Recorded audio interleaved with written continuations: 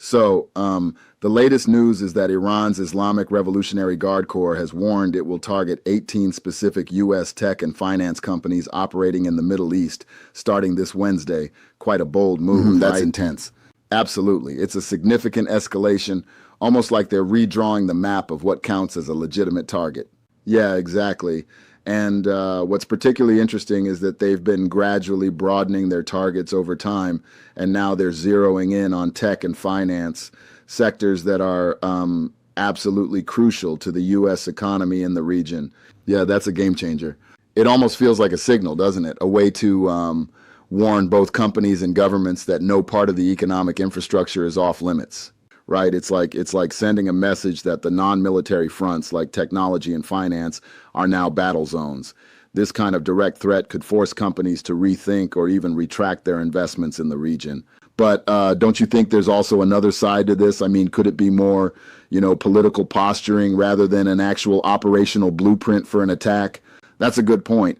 It could very well be a tactical maneuver, trying to destabilize investor confidence and pressurize U.S. interests. It might be more about creating uncertainty than launching an immediate strike.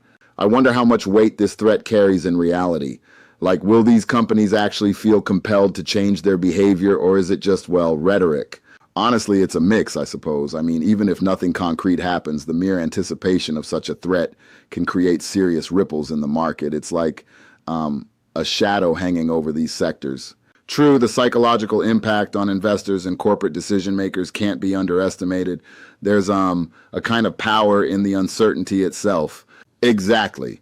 And considering how global tech and finance are interconnected, even a symbolic threat in one region could have far-reaching implications. Yep, that's definitely something to watch. And while we're discussing this, it does raise the question, is this an effective strategy for geopolitical leverage or just a provocative bluff?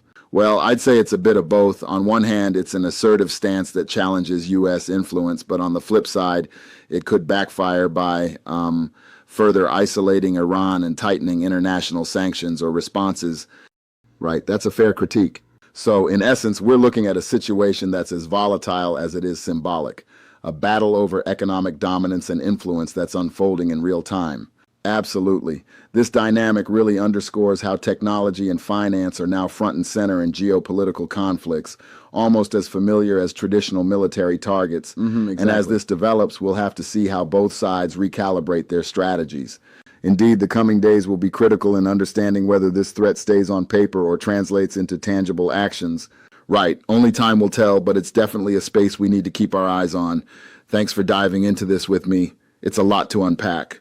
Absolutely, it's been a great discussion. Let's stay tuned for more on this evolving situation.